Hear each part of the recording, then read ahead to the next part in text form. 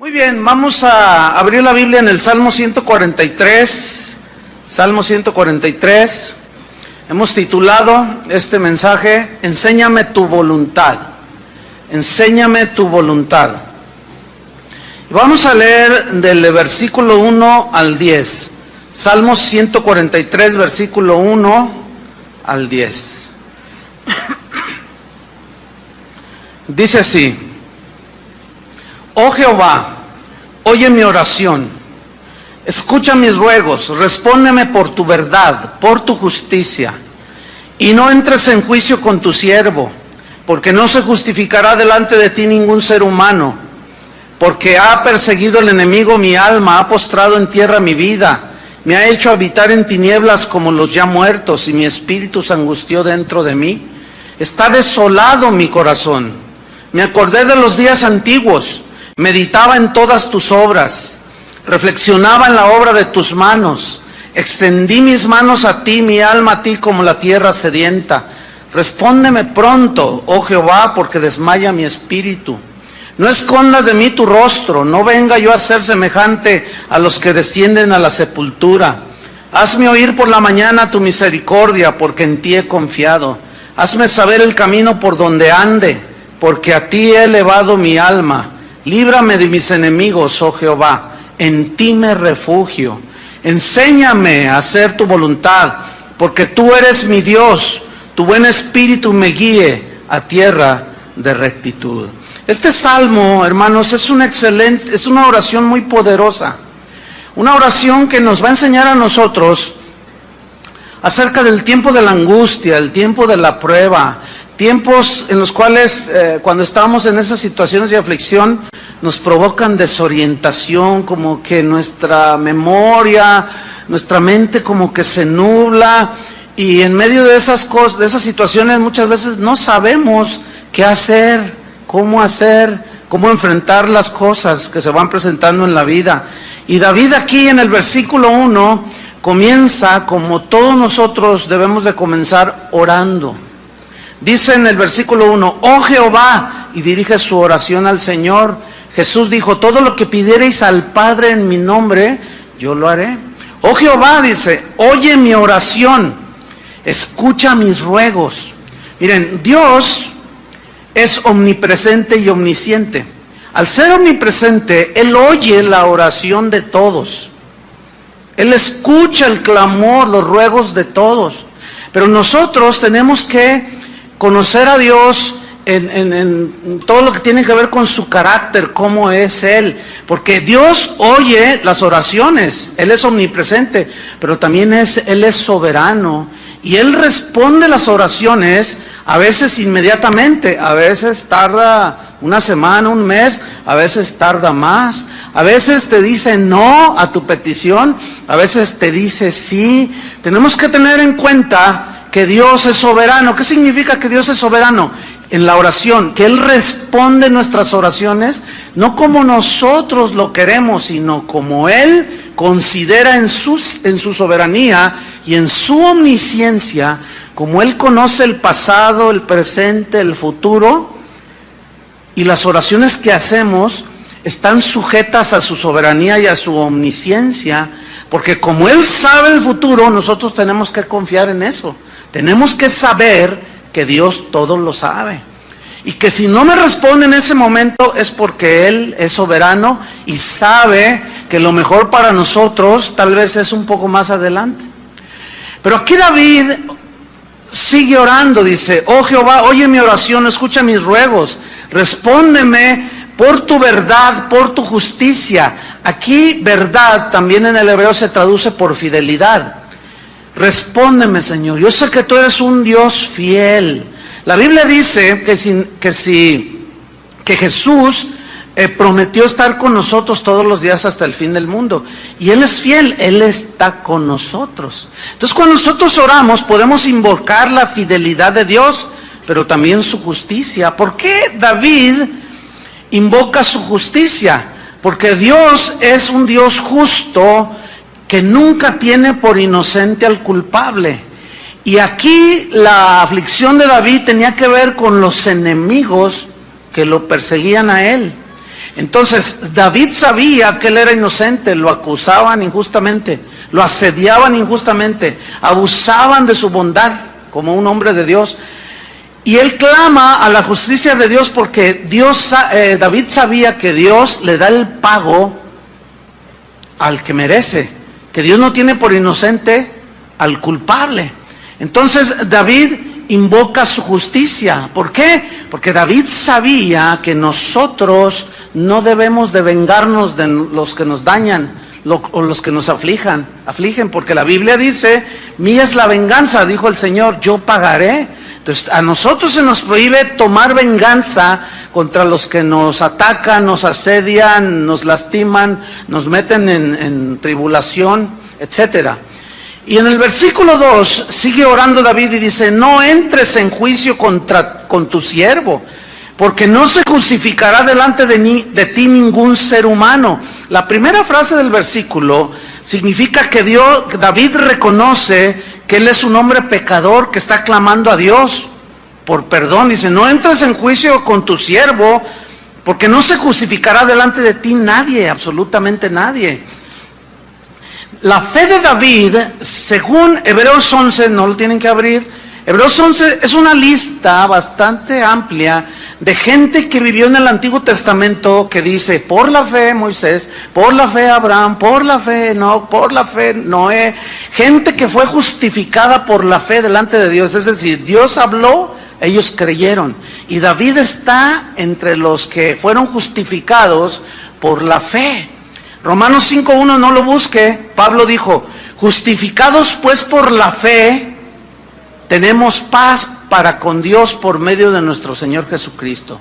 Entonces, los que hemos sido justificados por medio de la fe, tenemos libertad para entrar a la presencia del Padre. ¿Qué significa ser justificado? Significa que Dios ya no te atribuye pecado alguno. ¿Por qué? Porque en el momento en que tus pecados, tú te arrepentiste, tus pecados han sido lavados con la sangre de Cristo. Y eso es lo que la Biblia me habla como justificados. O sea, que Dios ya juzgó tus pecados cuando creíste en Jesús, fueron juzgados en la cruz. En ese momento se imparte la sangre de Cristo, que es para perdón de pecados, porque hemos creído. Y eso nos da la paz con Dios. Y podemos orar como oraba David. Era un hombre justificado, aunque él vivía bajo la ley, pero él tuvo la revelación de que por medio de la fe venía la justificación. Y desde el profeta Habacuc, el justo por la fe, ¿qué? Vivirá. Entonces en el versículo 3 y 4, ahí se ve la razón de la oración. Ahí David abre su corazón y comienza continúa su oración y dice la razón de su aflicción. Versículo 3 dice, porque ha perseguido el enemigo mi alma. Aquí eran enemigos, eran personas. Por eso estaba en aflicción. Ha postrado en tierra mi vida. O sea, en tierra, ahora sí que tocó fondo en su aflicción. Vemos aquí a David manifestando estar en una situación angustiosa y desesperante. Probablemente algunos de ustedes aquí, o de los que nos oyen en internet o nos ven en video, estén en una situación desesperante, no lo sé. Si usted no está en una situación desesperante, de todas maneras escuche con mucha atención la palabra de Dios, porque esta vida se compone de momentos dulces y momentos amargos. Entonces dice, me ha hecho habitar en tinieblas como los ya muertos. Estoy en el versículo 3, versículo 4. Y mi espíritu se angustió dentro de mí. Está desolado mi corazón, o sea, siento soledad. Como que ¿dónde están los amigos? Como que ¿dónde está el Señor? Como me siento solo, mi corazón siente una profunda soledad. Es una situación de aflicción. Sin duda aquí David está revelando su corazón delante de Dios. Pero David sabía algo, sabía acercarse a Dios, y lo hizo a través de lo que para nosotros en el Nuevo Testamento es una revelación. David tuvo revelaciones que en el Nuevo Testamento se nos confirman. Santiago 5:13. Miren la instrucción que dice la Biblia para cuando alguno de nosotros, hijos de Dios, estamos afligidos. ¿Qué es lo que debemos hacer? Santiago 5, versículo 13. Santiago 5, 13. Ese sí quiero que lo busque. Dice así: ¿está alguno entre vosotros afligidos? ¿Qué dice? Mire qué instrucción tan simple, tan sencilla. ¿Está alguno de vosotros afligido? Aquí afligido en el griego implica atribulado, angustiado. ¿Sí? Como se sentía David. La instrucción es muy sencilla: haga oración. A veces las personas piden consejería o llaman por teléfono o escriben un correo y dicen: pastor, estoy pasando por una situación que a nadie le deseo. Fíjese que estoy así, así, así. Por favor, dígame, ¿qué hago? Estoy muy afligido. Haz oración. ¿Perdón? ¿Ora? No, bueno, ya sé que tengo que orar, pero nada más eso. Bueno, si quieres pararte de cabeza, o castigar tu espalda, o ayunar 3 meses, no sé. ¿Se dan cuenta cómo complicamos las cosas? ¿Se dan cuenta cómo hacemos lo sencillo tan difícil? No es tan difícil, hermanos. El problema es que nosotros, como queremos, estamos así, pues adecuados por nuestra naturaleza caída, a querer hacer algo más que lo sencillo que nos dice Dios que hagamos. ¿Está alguno afligido? ¿Qué tiene que hacer? Orar. ¿Qué es lo que está haciendo David precisamente en este salmo? Orar. No es pecado reconocer nuestras aflicciones. No es una falta de fe reconocer que estamos tristes. No es una derrota así, que ya no hay remedio para nosotros. El hecho de reconocer que estamos en determinados momentos, que estamos hasta el polvo. No es así. Miren, desgraciadamente, doctrinas que se han infiltrado de 25 años para acá, cuando mucho 30 años, doctrinas extrañas a la Biblia, doctrinas que han enseñado a muchos cristianos no a orar, los han enseñado a declarar sobre sus vidas bendición, a decretar que todo les va a salir bien. Entonces, a los cristianos de hoy ya no se les enseña a orar, se les enseña a establecer, a decretar y a decir lo que debe suceder por un supuesto lenguaje positivo. No hace mucho, en un evento de esos, visitando una de las casas de oración, me encontré con un hermano que cuando lo vi yo mientras predicaba, me acordé de él, pues hace muchos años. Entonces al final se acercó a saludarme. Entonces yo lo llamé por su nombre: hermano, le dije, ¿cómo estás? Entonces me dice: estoy bendecido, victorioso y prosperado. Así, como le estoy haciendo. Y yo dije: ay, no, pues qué bueno, ¿no? Gloria a Dios. Yo dije: no, mi hermano ya está infectado con esa doctrina. Yo dentro de mí dije: no. Al otro día, deliberadamente le volví a preguntar, lo saludé, le dije: oh, hermano, ¿cómo estás? Dice: estoy bendecido, victorioso y prosperado.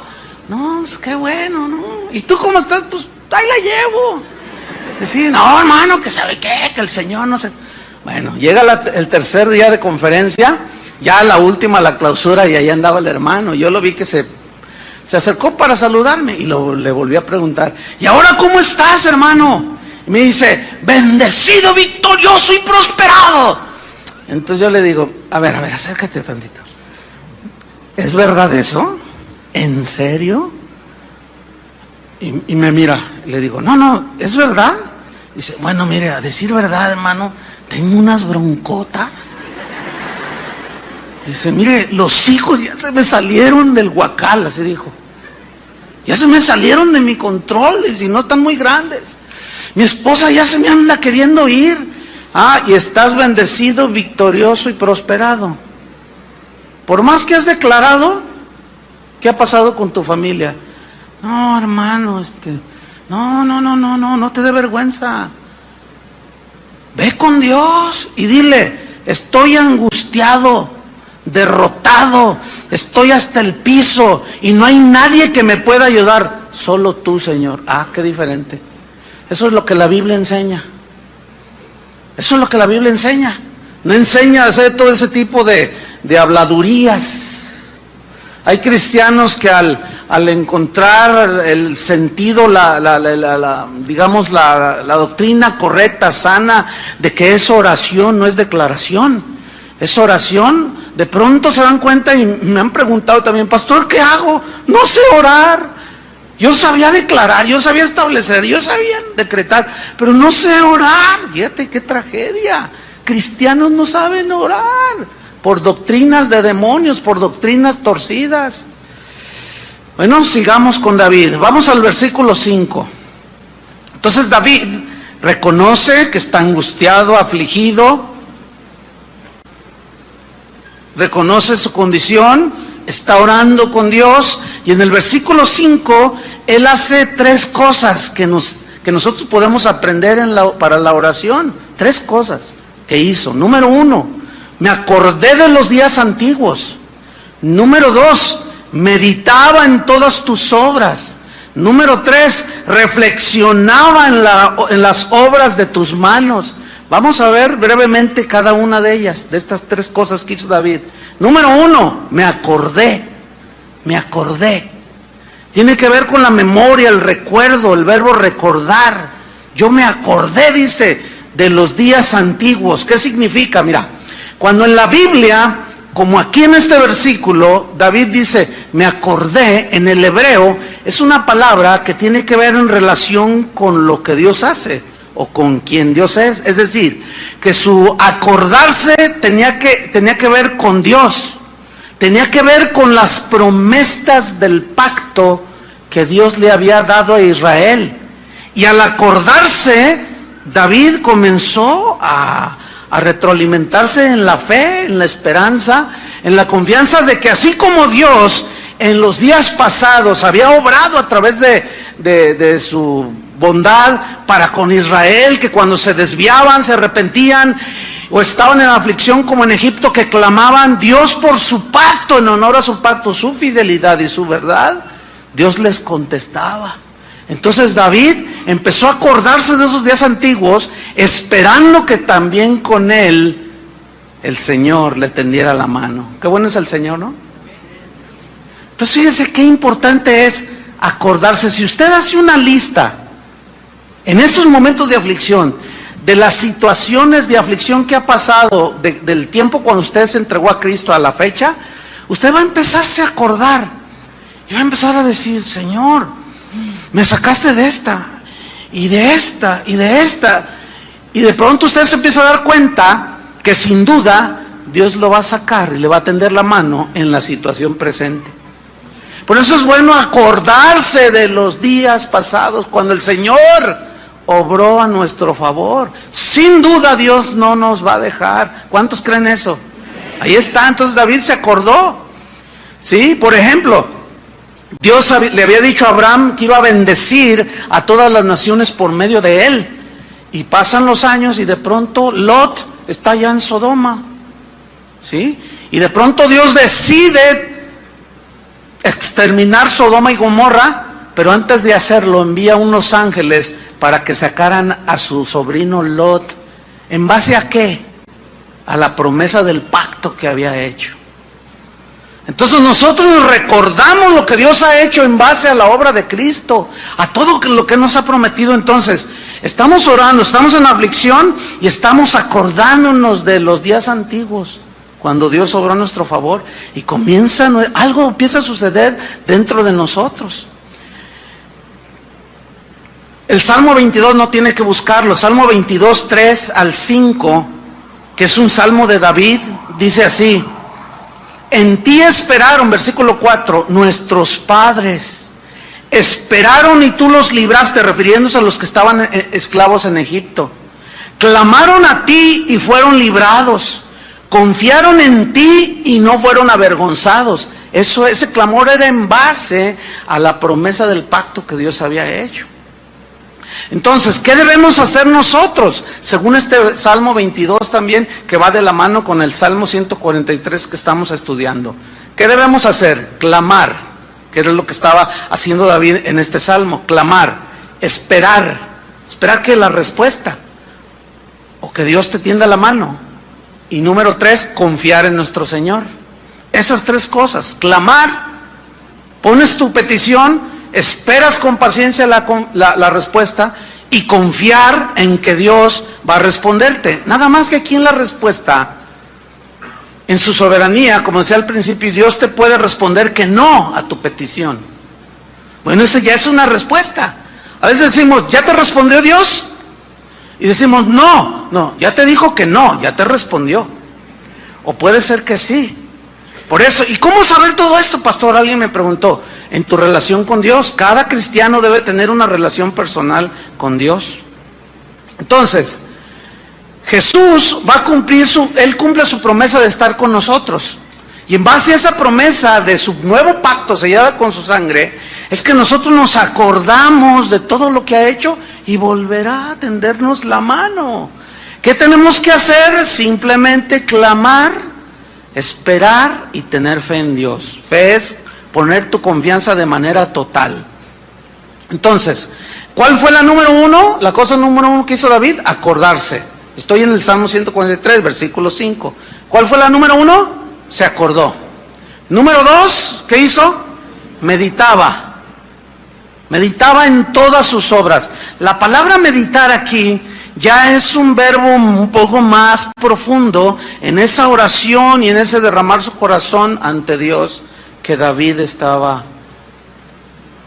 abriendo ese corazón delante de Dios. Es algo más profundo, porque meditar aquí en el hebreo también se traduce por suspirar, pero es un suspiro de estar meditando, de estar pensando, ya de una manera más profunda, de estarte acordando todo lo que hizo Dios con Israel, y él, así como un suspiro, pero también se traduce por gemir. Hay un gemir que va mezclado también con lágrimas, porque la necesidad es bastante, de soledad, de aflicción. Pero viene esa meditación en tus obras, ya en los hechos concretos del Señor, ¿sí? Recordando todo esto, meditando, suspirando y llorando por lo hecho por Dios en el pasado. Y el salmista aquí, cuando dice, meditaba en todas tus obras, el salmista está diciendo, yo suspiraba, así como diciendo, Dios lo volverá a hacer conmigo. Y gemía y lloraba, esperando que Dios de nuevo tendiera la mano. Y la número 3, ¿cuál fue la número 1? Se acordó. La número 2, meditaba. La número 3, reflexionaba. Este verbo reflexionar es todavía más profundo que los 2 primeros. ¿Por qué? En el hebreo se traduce pensar profundo. Se traduce en una definición que resume lo que en el Nuevo Testamento ya es toda una revelación. Se traduce también, significa tener comunión.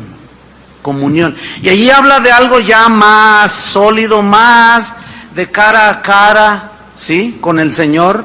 Entonces, esa reflexión es un pensar ya profundo. Es un tener comunión con Dios ya cara a cara. A medida que él se iba acordando, a medida que él iba meditando y teniendo comunión en esa reflexión de todas las cosas que Dios hacía y meditaba en su situación, Dios empezó a obrar en el corazón de David. Porque mire usted el versículo número 6, ahí vemos cómo ya empieza a haber una reacción, ¿sí? Dice en el versículo 6, extendí mis manos hacia ti. Mi alma, o sea, también la extendí, la levanté a ti, como la tierra sedienta, como ahorita que es tiempo de estiaje, aquí de sequía, usted sale así un poco a las afueras de la ciudad y la tierra está dura, está así como anhelando que llueva, ¿verdad? Y David está diciendo aquí, yo extendí mis manos. El extender las manos en la Biblia tiene un significado que nosotros los cristianos hoy no hemos captado tal vez en toda su dimensión, pero en el Antiguo Testamento, en la Biblia, extender las manos significa rendición total a Dios. ¿Qué significa? Rendición total. O sea, que tú te rindes total y completamente a Dios. Levantar las manos al Señor habla de una dependencia absoluta de Dios. Es decir, que tú reconoces que con tus recursos humanos no puedes enfrentar esta situación. Solo Dios puede, porque para Él no hay nada imposible. Nosotros, los cristianos, a veces hacemos cosas que al faltarnos conocimiento podemos caer en hasta con cierto ritualismo. Por ejemplo, durante la alabanza nos dicen un buen número de veces, levante sus manos. Y bueno, pues levanta uno las manos, pero al darles yo esta explicación, debemos de entender así cuando se nos invita a levantar las manos al Señor. En la Biblia significa ríndete completamente a Dios. ¿Ya te diste cuenta que con tu sabiduría no has podido? ¿Ya te diste cuenta que en tus fuerzas no has podido enfrentar ese problema? ¿Ya te diste cuenta cómo te arrastró tu naturaleza humana? Y por más que quisiste frenarla, te arrastró. ¿Te das cuenta que no puedes ni contigo mismo? Bueno, ríndete a Dios. Eso fue lo que le dijo el Señor a Pablo: bástate mi gracia, porque mi poder se perfecciona cuando tú ya no confías en ti mismo. Cuando te sientes débil, que ya no puedes, es cuando entonces yo soy fuerte en ti. Y ahí es donde el Señor nos quiere llevar, a tener una dependencia total, y David está llegando a ese punto, ¿sí? Pero escuchen bien, el acordarse, el reflexionar, el meditar, nos ayuda. ¿Por qué? Porque se empieza a elevar nuestra alma, y comenzamos a reaccionar y empezamos a levantarla. Sí, Señor, es que yo no puedo, ayúdame, que seas tú, Señor.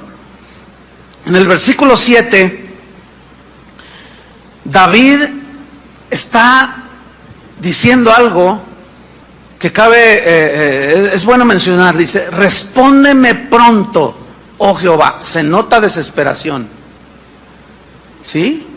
Se nota que él estaba realmente en una situación apremiante. Dice: porque desmaya mi espíritu.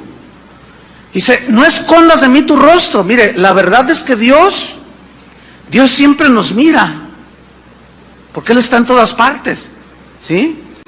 Y David dice: Señor, como diciendo, ¿dónde estás?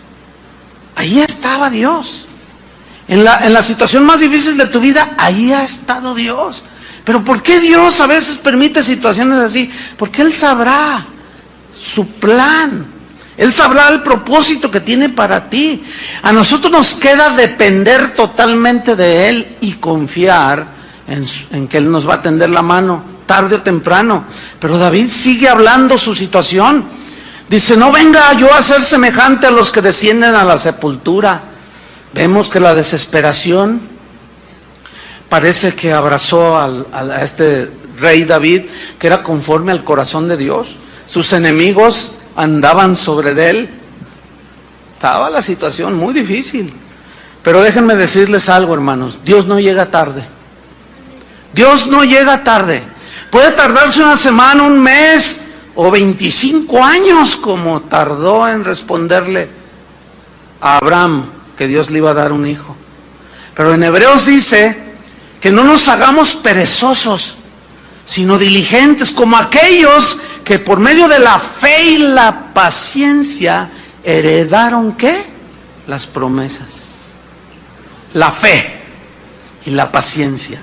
Entonces tú clamas a Dios en la situación, clamas y esperas. Esperas con paciencia a que Dios obre. Y cuando ya sientes que ya, Señor, me voy al hoyo, bueno, Dios en su soberanía nunca llega tarde, pero sí en ocasiones Él permite que toquemos fondo. Él permite situaciones en las que parece como que Él ya nos abandonó. Pero ¿saben por qué Dios las permite? Porque Él mejor que nadie sabe cuando no dependemos totalmente de Él. y confiamos en nuestra sabiduría, en nuestra propia prudencia, confiamos en los recursos económicos que podamos tener, confiamos en el trabajo que tenemos. Dice, este trabajo nadie me lo quita. ¿Se acuerdan lo que le preguntaron a los constructores del Titanic el día que lo botaron al mar en su primer viaje? Oigan, ¿y qué tan fuerte es? ¿Se podrá hundir algún día este barco? Y contestan, este barco hundirse, ni Dios lo hunde. Lo hundió un hielito. Un cubito de hielo en el vaso del Señor. Nada más el Señor se tomó el agua y echó un cubito de hielo. Y ese hundió el barcote ese. La soberbia, Dios la rechaza.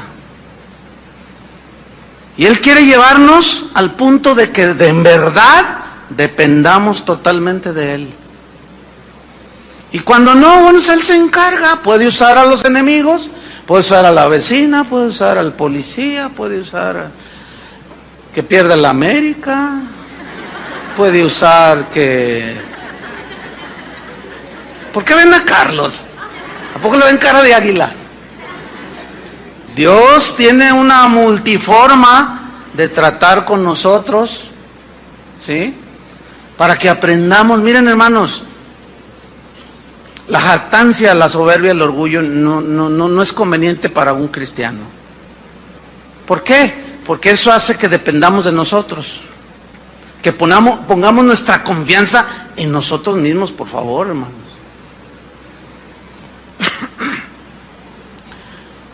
Versículo 8.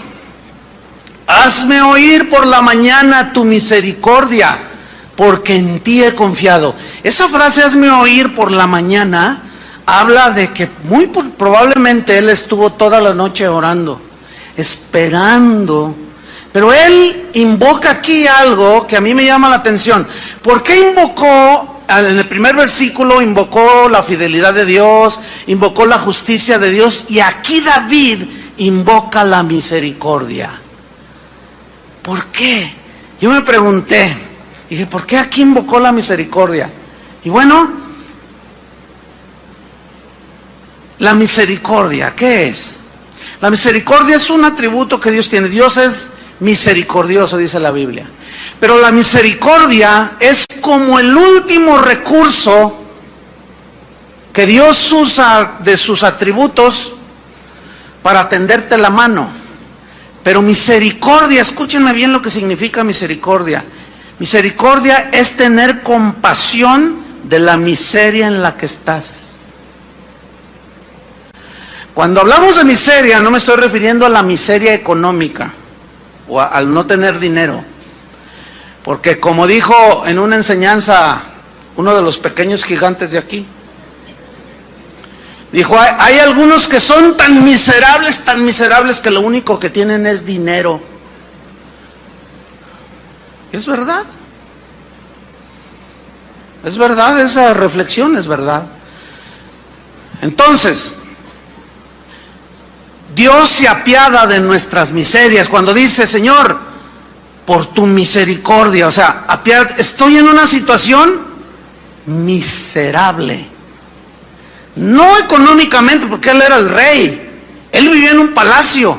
Él tenía carrozas, tenía oro, tenía plata, vivía en un palacio. No está hablando de miseria económica, está hablando de su miserable condición de tristeza, de aflicción. Se sentía como un muerto ya que meten al hoyo. ¿Saben? En realidad nosotros, dice ahí en la epístola de Judas, que nos salvó por su misericordia. O sea, se apiadó de nuestra vida miserable. Eso al ego no le gusta. Pero la verdad es que éramos unos miserables. En una miseria espiritual, en una miseria mental, sin capacidad para solucionar nuestros propios problemas. Eso es estar en miseria. Es no tener recursos. Y David dice, Señor, por tu misericordia. ¿Qué estaba diciendo David? Reconozco mi miseria, Señor.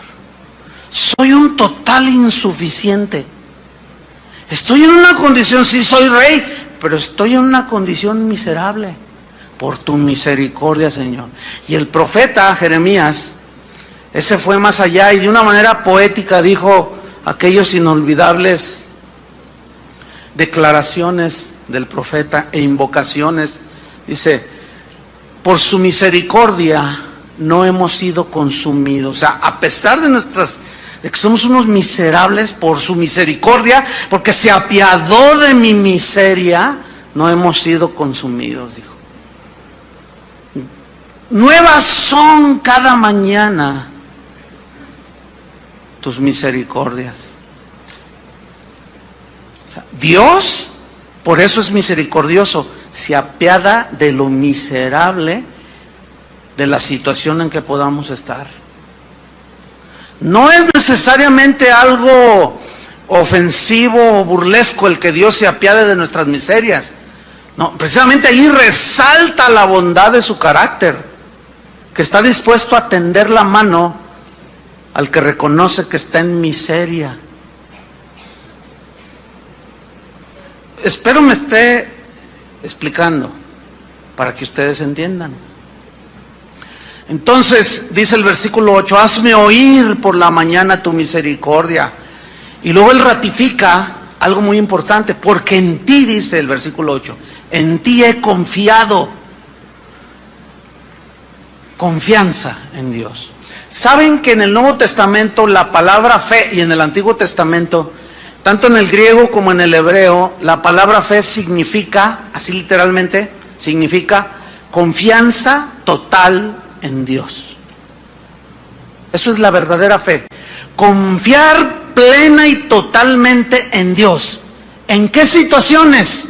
En las situaciones en las que tú, en nuestra miseria, no podemos hacer nada y reconocemos. Muchos de nosotros, nuestro orgullo no nos permite reconocer que nuestros recursos no son capaces. No es inherente en nosotros la capacidad de nacer de nuevo, por ejemplo. No es inherente en el ser humano la capacidad de entender las cosas de Dios. Somos seres dependientes, dependemos de la revelación de Dios.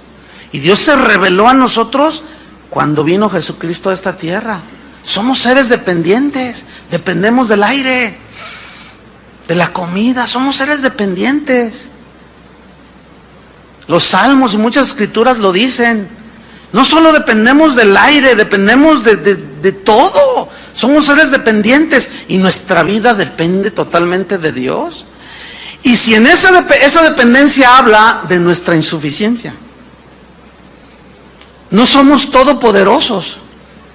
Acabo de escuchar una muy lamentable declaración de uno de esos apóstoles que andan pululando ahí en las iglesias. Él dijo así: nuestro Dios es un rey, dijo, Jesús es un rey, es el rey de reyes. Y todos los oyentes dijeron amén. Dice, entonces nosotros al ser hijos de un rey somos príncipes, dijo. Y es verdad, ¿no? Somos, imagínate, mi papá es el rey de España. Ay, híjole, pues apantallas a todo mundo, ¿no? Entonces imagínate, Jesús, el rey de reyes, pues es nuestro rey. Pues ¿qué somos nosotros? Somos príncipes. Y tenemos que tener en nuestro corazón bien firmes y levantar el rostro. Los cristianos debemos, fíjense lo que dijo, los cristianos debemos de ser gente orgullosa de quiénes somos. Levante su rostro así con orgullo, y ahí están todos. Yo cuando oí, ¿qué está diciendo este? ¿Qué está diciendo este? Sí somos hijos del rey, pero nuestro rey sufrió. Y él dijo, si a mí me lo hicieron, a ustedes también. Alguien tiene que estar equivocado, sin duda. La Biblia enseña por todo, desde el principio hasta el fin, que Dios resiste a los orgullosos, a los soberbios. Pero le da gracia, ¿a quién? A los humildes, les da favor, que es en lo que se desenlaza aquí el Salmo. Dice en el versículo 9, me faltaron un par de versos ahí en el 8. Hazme oír por la mañana tu misericordia, porque en ti he confiado. Fe. Hazme saber Fíjate su oración. Hazme saber el camino por donde ande. Hazme saber, Señor, porque no sé por dónde caminar. Pero fíjate, el Señor hizo una declaración en el Antiguo Testamento. Dijo, hablando de sus hijos, dice, por más torpe que sea, no se extraviará. Porque Dios cuida a los suyos. Dios conoce a los suyos y cuida a los suyos. Los sabe cuidar bien, porque somos sus hijos. ¿Qué padres no cuidan a sus hijos? Solo los irresponsables. Y Dios no es un padre irresponsable. Y Él nos cuida, hermanos. Nos protege. Deberíamos estar muy alentados con estas verdades de Dios. Por eso Él ora y pide, hazme saber el camino por donde ande. No quiero andar por camino errado. Ya he probado caminos que me han parecido derechos, pero su fin ha sido muerte. No quiero andar en oscuridad, dice ahí al final del versículo 8, porque a ti he elevado mi alma. O sea, Él se elevaba. Esto es algo muy importante. El Señor dice, porque mis pensamientos no son los tuyos, mis caminos no son como los tuyos. Mis pensamientos y mis caminos son más altos como están los cielos de la tierra, así son mis pensamientos y mis caminos. Y mis pensamientos acerca de vosotros son de bien y no de mal. Pero necesitamos entonces nosotros elevarnos a las alturas de los pensamientos de Dios. ¿Entiende? De conocer ese Dios que es altísimo para poder elevar nuestra alma a las alturas. Y Dios nos da una promesa: los que esperan en el Señor, los que esperan al Señor, tendrán ¿qué? Nuevas fuerzas. Levantarán sus alas como las águilas. Caminarán, correrán, no se cansarán, volarán, remontarán las alturas. Ustedes saben que en las alturas es donde se ve todo más claro, ¿no es cierto? ¿Quién es el Altísimo? Dios. Nosotros somos terrenales. Cuando nosotros nos elevamos nuestra alma, Pablo dice, nosotros tenemos la mente de Cristo, o sea, debemos de tener los pensamientos de Cristo. Estamos elevándonos y está resaltando. Si ustedes son observadores, pongan atención lo que voy a decir. Hasta este versículo que acabamos de leer, si han observado, lo que resalta aquí no son las necesidades de David. Lo que resalta es la grandeza de Dios. ¿Lo alcanzan a ver? Su fidelidad, su bondad, su misericordia, su perdón, su omnisciencia, su omnipotencia, su omnipresencia. Eso es lo que está resaltando. Y cuando nosotros nos elevamos a nuestra alma, a los pensamientos del Altísimo, no sé cuántos de ustedes han ido en un avión o se han subido en un edificio alto, pero la altura máxima que vuela un avión comercial, ¿qué son? ¿10,000 pies? ¿20,000? ¿Cuánto? 50,000 pies. O sea, estamos hablando de varios kilómetros de altura. Bueno, las veces que me ha tocado a mí pues, observar hacia la tierra, bueno, depende de la altura, es lo que alcanzas a ver, pero cuando va en su máxima altura el avión, nada más se ve verde si está verde, pero no se ven detalles, ¿sí? Cuando va a 10,000 pies se alcanzan a ver las casas, ¿sí? Cuando va despegando el avión se ven los tinacos de las casas. ¿Qué quiero decir con esto? Que mientras más alto eleves tu alma a Dios, más pequeñita se hace tu necesidad. Y resalta la grandeza de Dios. Espero que estén entendiendo, porque nuestra naturaleza humana nos lleva a nada más ver lo terrenal a nuestro alrededor y no alcanzamos a levantarnos. Por eso David decía, he elevado mi alma hacia ti. Vayamos al Altísimo, hermanos. Y una vez que estamos ahí en las alturas con Dios, meditando, reflexionando, acordándonos, mira hacia abajo, hacia tu situación, hacia tu problema, y vas a decir, ni se ve ante la inmensidad, la grandeza de Dios. Entonces, si comparamos eso con la grandeza de Dios, ¿Tú crees que Dios no pueda con nuestra insignificante situación? ¿Saben qué produce eso? Bueno, al menos en mí, no sé en ustedes, ¿no? Pero en mí produce una fe bien sólida, que me lleva a una conclusión. Si Dios tiene todo en control, yo debo de descansar. Por eso dice en Hebreos, a través de la fe y la paciencia, heredamos las promesas del Señor.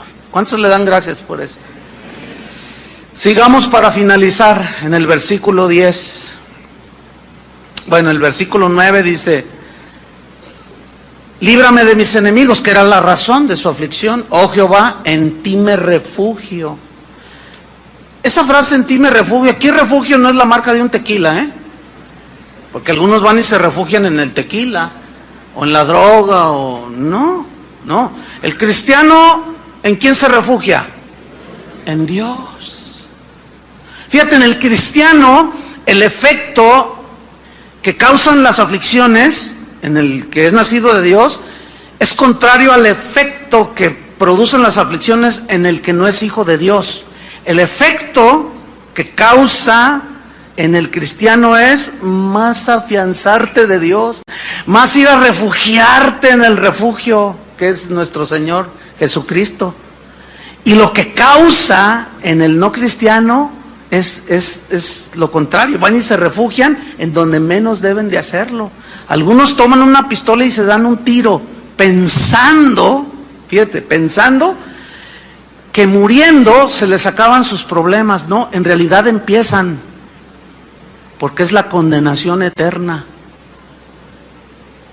¿Ves las miserias a las que nosotros nos podemos caer si nos alejamos de Dios? Si estando en el Señor, el orgullo a veces no nos deja. Pero vámonos sobre el final, porque en el versículo 10, este versículo realmente está, que fue donde tomé pues el título del mensaje. Dice el versículo 10: enséñame a hacer tu voluntad, porque tú eres mi Dios. Tu espíritu, buen espíritu me guíe a tierra de rectitud. Ok, si somos observadores y somos responsables y ponemos atención cuando leemos la Biblia, yo no creo en eso de que lea la Biblia en un año. ¿Saben por qué? Porque lees tus 15, 20 capítulos diarios, pero ¡ay! Me faltó leer. A ver, enséñame, porque es tu voluntad, porque tú eres mi Dios. Enséñame, Señor, tus caminos, porque ya cumplí. ¡Ay, ya me siento re bien!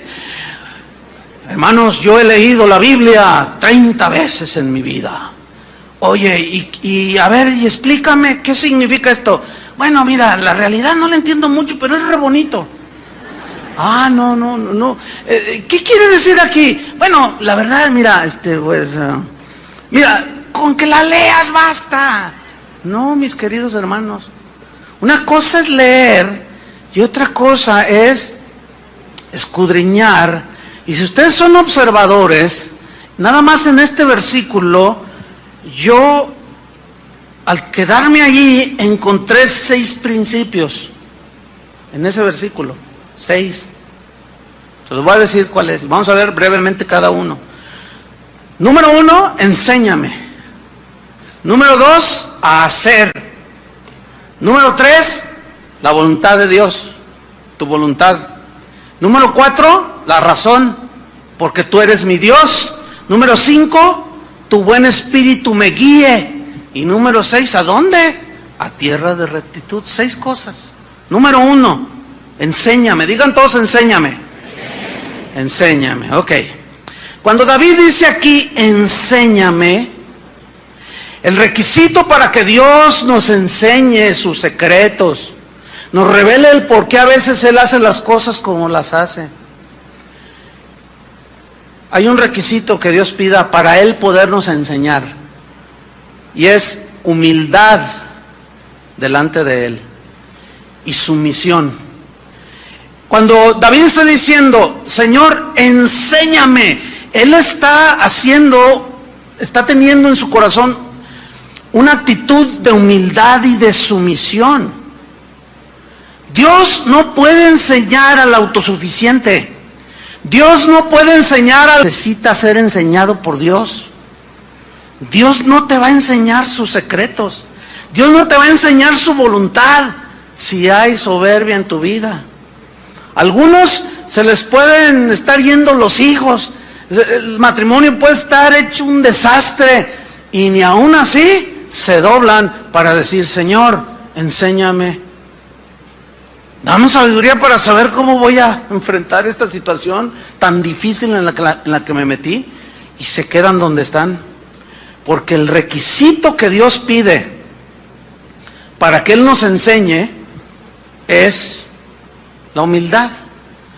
Entonces, la humildad es una actitud del corazón que reconoce que Él sí sabe todas las cosas, que Él sabe todo, conoce todo, y que como es el Todopoderoso y el Omnisciente y el que llena todo el universo, entonces Él es el que sabe.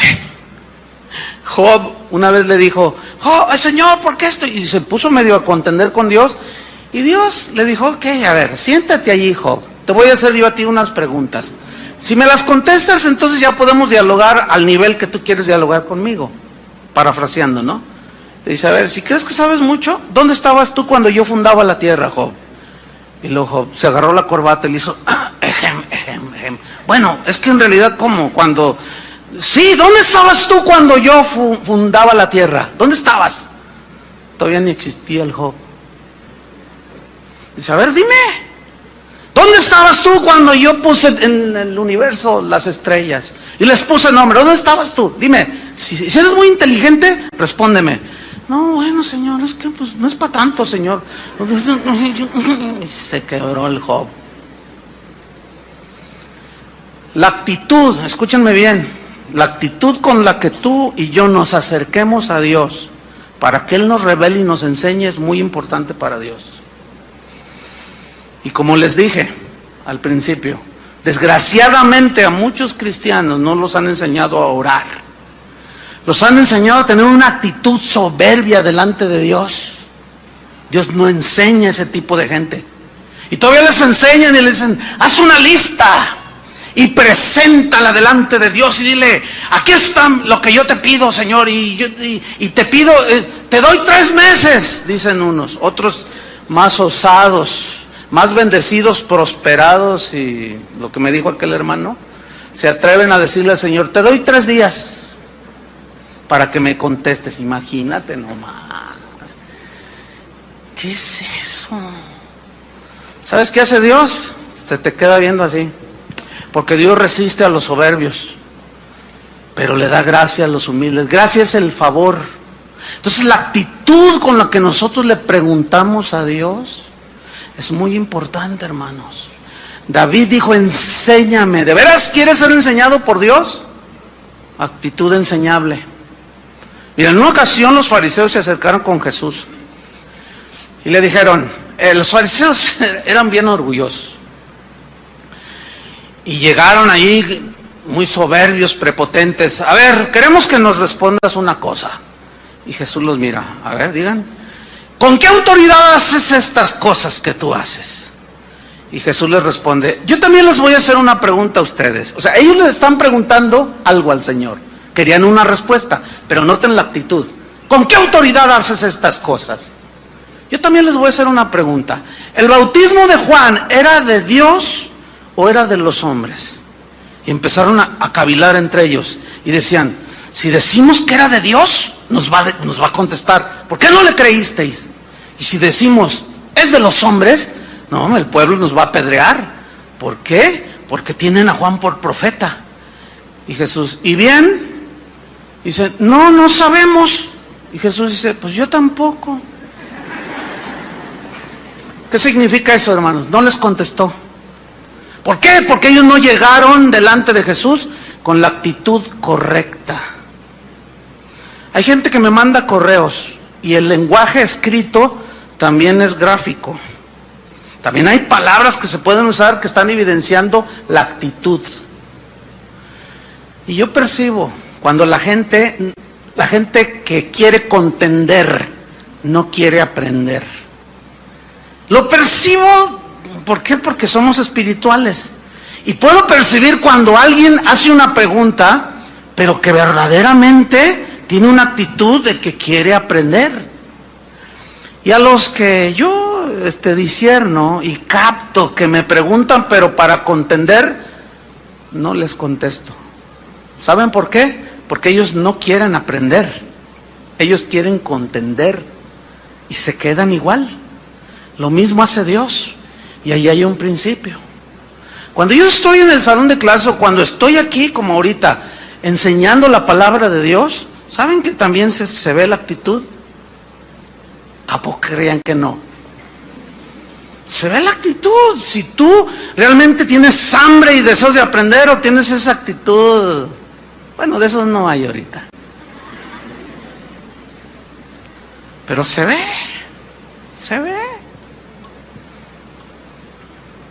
Una vez estábamos en un evento y pues, mi esposa y yo éramos los que iban a enseñar, y se sube mi esposa y estaban ahí unas personas, y la actitud así ¿y esta qué nos enseña? Uy, no, imagínate. ¿Tú crees que así se va a aprender? Acabamos de estar en un evento en la Ciudad de México. Fue un evento para mujeres, para damas, mujeres cristianas y no cristianas. Pero a mí me invitaron también a dar algunas 2, 3 enseñanzas. Pero yo escuché a 3 oradoras. La esposa del pastor de allá, mi esposa y Janet Arroyo. Y yo las oía y yo decía, ¿y qué estoy haciendo aquí? En serio, ¿qué estoy haciendo aquí? O sea, yo meditaba, decía, ¿qué estoy haciendo aquí? Si tienen una palabra, pero bueno, me invitaron y bueno, pues fueron muy amables y me acompañaron a mi esposa. Pero cuando subí, yo les dije, fíjense hermanos, hay gente que cuestiona y un par de versículos nada más donde dice, la mujer calle en la congregación porque no le es permitido a la mujer enseñar. No tengo tiempo para explicar los versículos en su contexto histórico, etcétera, etcétera. No tengo tiempo. Pero yo les dije, fíjense, ¿qué les parecieron las 3 mujeres que acaban de hablar? Si esos que cuestionan que la mujer hablaran como estas 3 señoras mujeres pues que acaban de hablar, otra cosa sería, pero su actitud farisea, ¿entienden? No los deja crecer. ¿Por qué? Porque no son enseñables. El enseñable calla y escucha y medita. ¿Sí? Si es correcta la enseñanza, si es justo lo que se te está diciendo, si es correcto, si es limpio, si es para tu bien, entonces debes de tener un corazón enseñable. Pero los que todo lo cuestionan hasta el color de la pared. ¿Y por qué amarillo? El amarillo, hasta hay un dicho que dice, el que de amarillo se viste, su hermosura se tiene y de sinvergüenza se pasa. ¿Por qué? No, esos fariseos huelen a fariseo del tiempo de Jesús. Nunca aprenden. Los que cuestionan todo, nunca los enseña el Señor. Y se quedan ahí. Miseria. Pero te tengo buena noticia. En esa miseria en la que puedes estar, si finalmente elevas tus ojos al Altísimo, Dios te tiende la mano y te puede enseñar. ¿Cuántos quieren que Dios los enseñe? Por eso David dijo, enséñame. Ahora, aquí a mí me surgió una pregunta, ¿enséñame a qué? ¿A qué me enseñas? Fíjate, el mismo versículo nos da la respuesta. Enséñame a qué? A hacer. Esto me puso a pensar así, a meditar. A ver, enséñame a hacer. ¿Y esto saqué? Miren, en conclusión.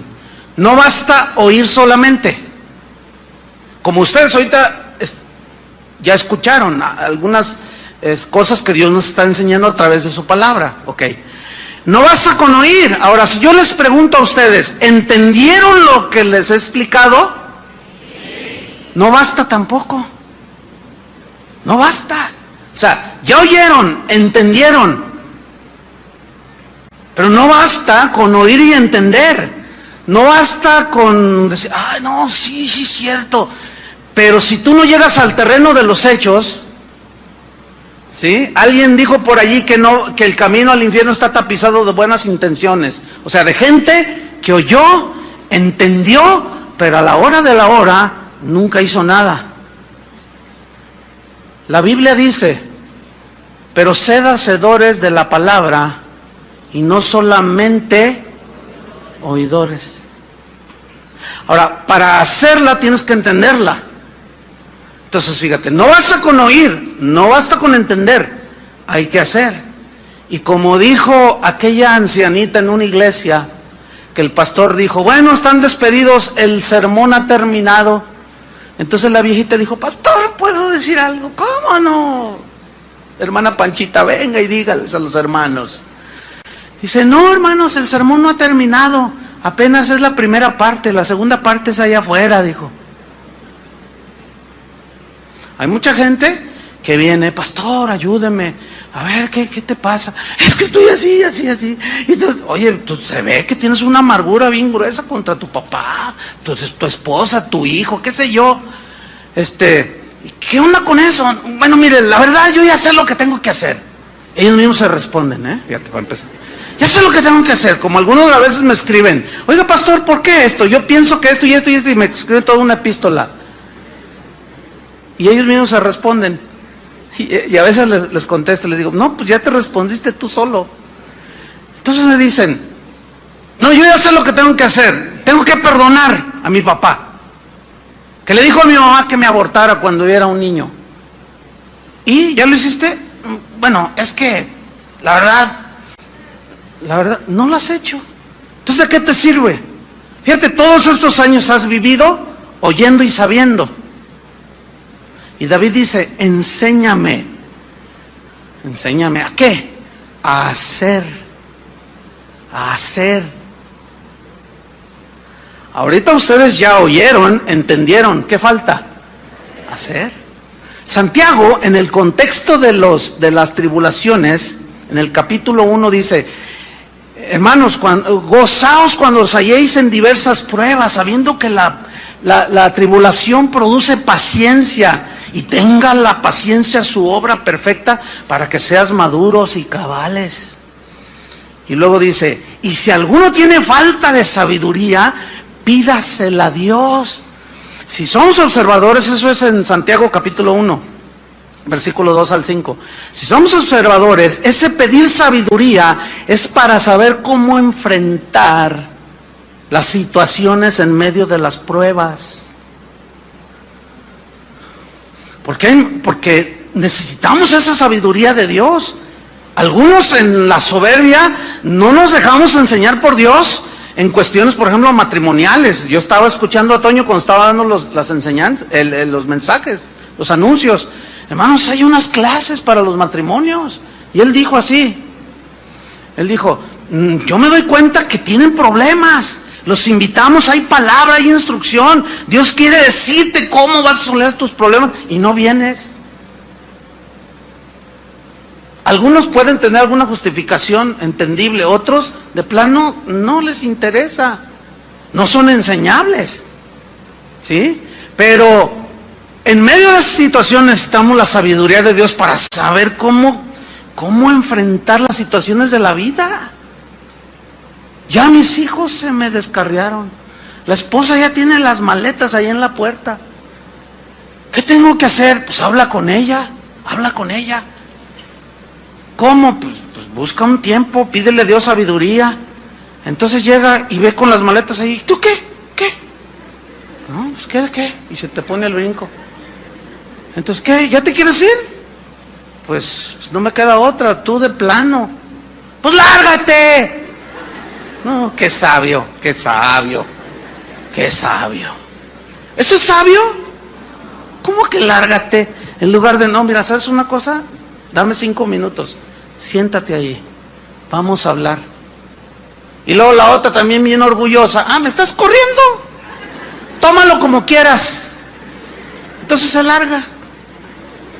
Y luego ahí viene él llorando, pastor, ayúdeme. Pastor, oye, pero ¿qué hiciste? Pues es que ya estaba ahí con las maletas y me dio coraje. ¿Y qué le dijiste? Lárgate. Pues te obedeció. ¿Ya ves que sí está sometida?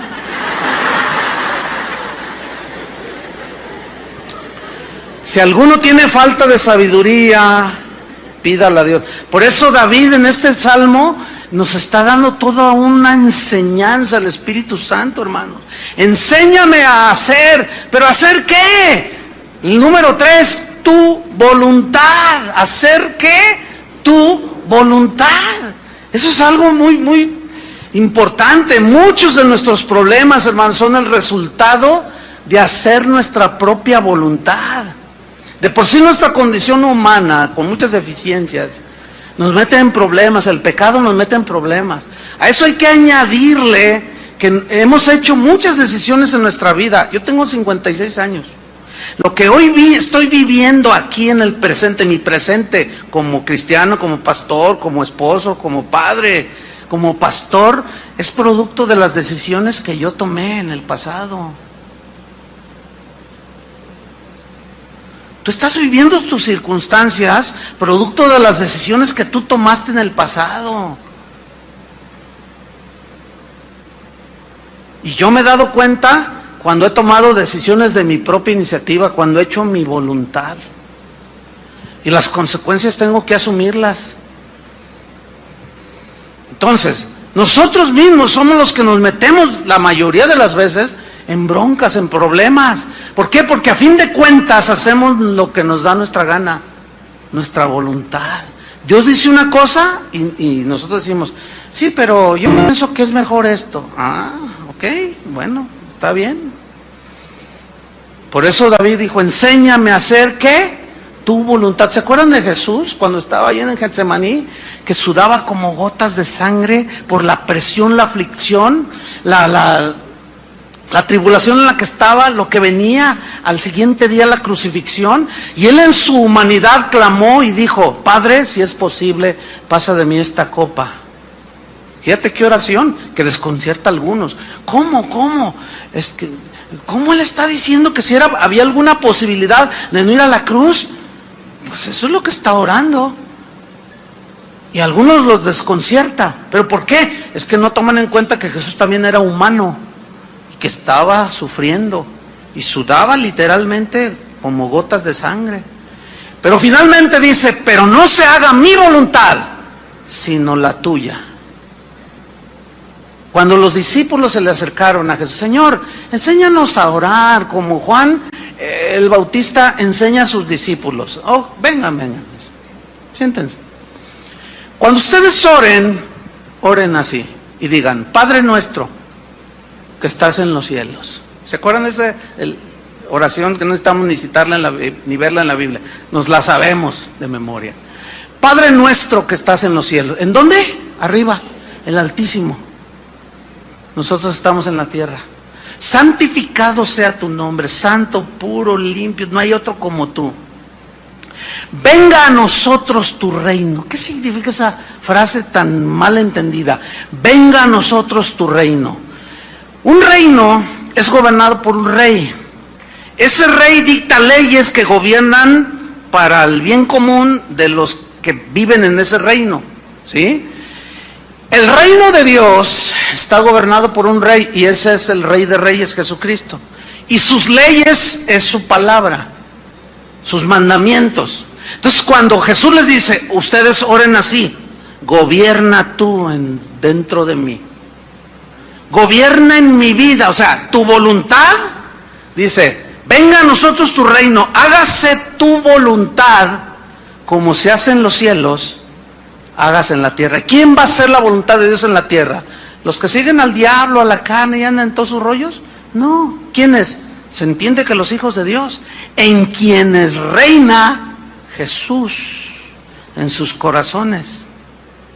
Entonces cuando dice, venga a nosotros tu reino, es gobierna tú, Señor. Tu voluntad sea hecha en mi vida. Nosotros estamos aquí para obedecer la voluntad del Padre. El mismo Jesús dijo, yo no vengo a hacer mi propia voluntad. El Padre es el que me dijo, haz esto y yo hago la voluntad de mi Padre. Está Jesús hablando que como el Hijo de Dios era total sumisión a la voluntad del Padre. Entonces cuando dice, enséñame a hacer tu voluntad, está diciendo, Señor, gobierna verdaderamente en mí. Ya no mi voluntad, sino la tuya. ¿Se dan cuenta qué oración? Profunda, sin duda. Y luego la cuarta, en el versículo, sigo en el Salmo 143, versículo 10. ¿Cuál fue la primera? Enséñame. ¿Cuál fue la segunda? A hacer. ¿Cuál fue la tercera? Tu voluntad. Y la razón es esta: porque tú eres mi Dios. Esa es la cuarta. Porque tú eres mi Dios. Solo de Dios debemos de recibir instrucciones para nuestros asuntos de manera individual. Tú eres mi Dios. Tenemos que tener una relación personal con Dios. Y eso de que tú eres mi Dios va ligado con la número 5, que es: tu buen espíritu me guíe. Miren, en el Antiguo Testamento solo los reyes, los profetas y los sacerdotes tenían el Espíritu de Dios que los guiaba. En el Nuevo Testamento dice la Biblia que todos los que hemos sido lavados con la sangre de Cristo hemos sido sellados con el Espíritu Santo. Es decir, todos tenemos el Espíritu de Dios, los que hemos nacido de nuevo. Al tener el Espíritu de Dios ya se nos dio la capacidad de poder ser guiados de una manera individual por Dios. La Biblia es un manual de la voluntad expresa de Dios de manera general. Pero hay cosas que son bien específicas. Por ejemplo, Él dijo: vayan por todo el mundo y prediquen el Evangelio. Por todo el mundo, sí, pero tiene que haber un lugar específico donde Dios quiera que yo vaya. ¿Me estoy explicando? Sí, vayan, pero ¿a dónde? Bueno, a Carolina del Norte. ¿Sí, Chuy? Pues hay 20 millones de lugares donde pudieran haber ido, igual el doctor Barbosa y su familia. Ahora, la voluntad específica para Chuy y el doctor Barbosa, el hermano, no está en la Biblia. No dice: Chuy Mariscal, vete en el año 2012 a Carolina del Norte. ¿Verdad que no dice? ¿Cómo saber entonces? ¿Cómo saber lo específico? Ahí ya yo no puedo enseñarles. Ahí ya. Entonces, tenemos una limitación. ¿Quién es entonces el que les va a enseñar de manera personal lo particular? El Espíritu Santo, hermanos. Denle gracias a Dios. Tener el Espíritu Santo es una de las bendiciones y de las riquezas más grandes que un cristiano puede poseer. ¿Te imaginas? Los que no entienden esto dicen: ay, si Dios le habla. Porque decimos nosotros: Dios me habló, ¿verdad? ¿Cuántos saben que Dios nos habla? Esto no lo pueden. Miren lo que dijo Jesús, así rápido. No tienen que buscarlo. Voy a leer Juan 14:15, dice: si me amáis, guardad mis mandamientos. Y yo rogaré al Padre y os dará otro consolador, para que esté con vosotros para siempre, el Espíritu de verdad. ¿Por qué dice el Espíritu de verdad? Porque siempre nos va a guiar ¿a dónde? A la verdad. Gracias a Dios por su Espíritu Santo, hermanos. Siempre nos va a guiar a la verdad. Dice: el cual el mundo no puede recibir, porque no le ve ni le conoce. Pero vosotros le conocéis, porque mora con vosotros y estará en vosotros. No los voy a dejar huérfanos, vendré a vosotros, o sea, en el Espíritu Santo. Y luego dice el versículo 25: os he escrito estas cosas estando con vosotros, os he dicho estas cosas estando con vosotros, mas el Consolador, el Espíritu Santo, a quien el Padre enviará en mi nombre, Él, el Espíritu Santo, os enseñará todas las cosas específicas que cada quien necesita saber, y las cosas también generales. Él os enseñará todas las cosas y os recordará todo lo que yo os he dicho. La paz os dejo, mi paz os doy. Todo esto produce la paz también. Mi paz os dejo, mi paz os doy. Yo no os la doy como el mundo la da. No se turbe vuestro corazón, ni tenga miedo. No están huérfanos. No pueden decir: no tengo quien me guíe, no tengo nada. No, tenemos el Espíritu Santo. Y ahí en ese terreno yo ya no puedo. Erróneamente algunos pastores dicen: ¿sabes qué? Le dicen a un joven: termina con esa muchacha, no es la que Dios tiene para ti. A mí Dios me mostró que es aquella que está allá. Y este va y le hace caso. Entonces, ¿en balde está el Espíritu Santo? Pues parece que sí. Lo que sucede es que ese pastor o esa gente que se mete en los terrenos individuales, en la vida personal de la gente, no ha entendido que el Espíritu Santo puede guiar a todos en las cosas personales. ¿Qué carrera debo estudiar? Pregúntale a él. ¿Hago o no hago este negocio? Híjole, pues es que si yo te digo que sí y no es. ¿Me estoy explicando? Por eso David decía, tu buen espíritu me guíe. Y luego dice, ¿a dónde?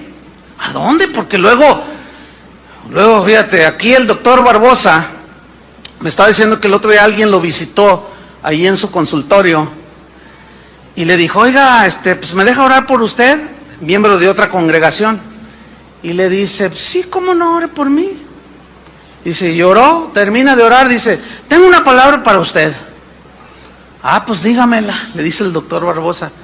Y le dice este hermanito, dice, pues el Señor me puso en mi corazón que te dijera, salte de casa de oración. ¿Verdad que hasta se siente así como... Sí, imagínense que él se deja guiar por esa torpeza de ese hermano.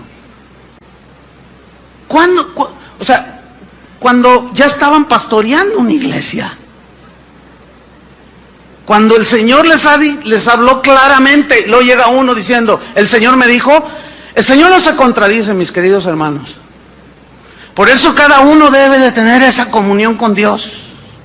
¿Entiende? ¿Qué voy a hacer? ¿A dónde voy? ¿Me voy allá? ¿Me cambio acá? ¿Qué debo de hacer? ¿Tienes el Espíritu Santo? Pablo obedeció y fue a predicar a muchos lugares.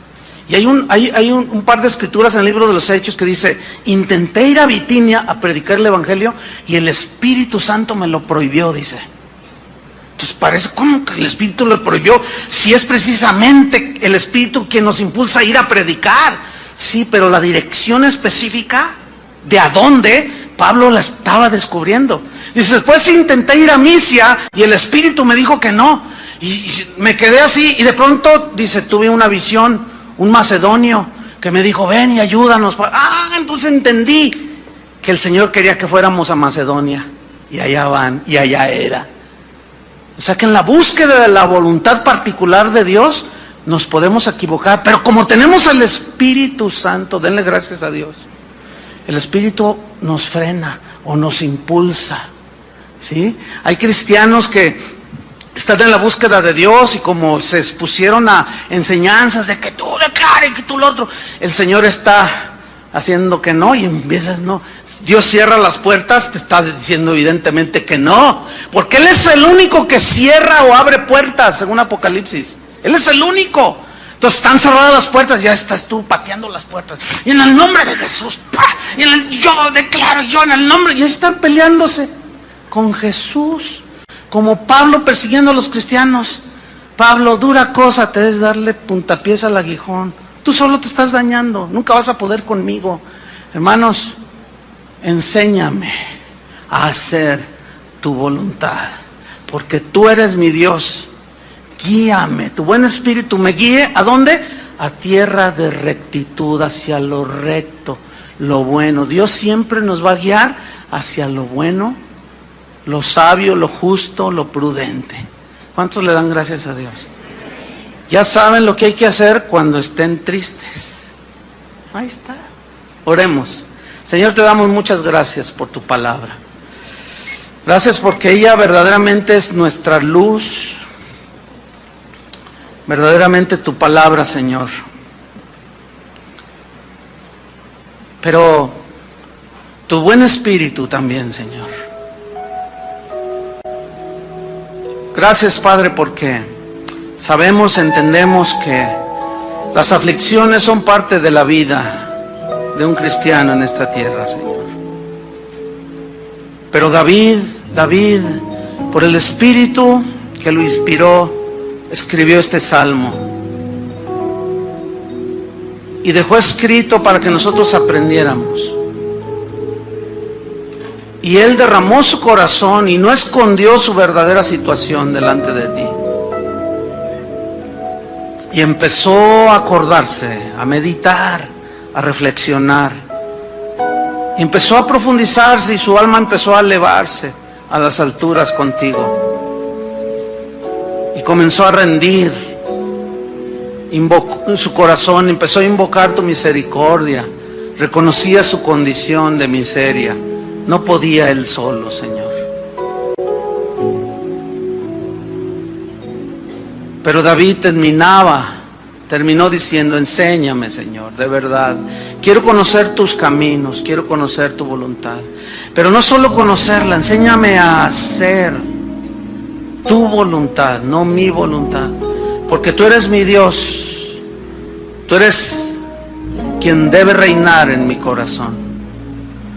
Y el Espíritu Santo que has hecho morar en cada uno de nosotros nos guíe a tierra de rectitud, a hacer siempre lo bueno, lo justo, lo puro, tu voluntad agradable y perfecta, Señor.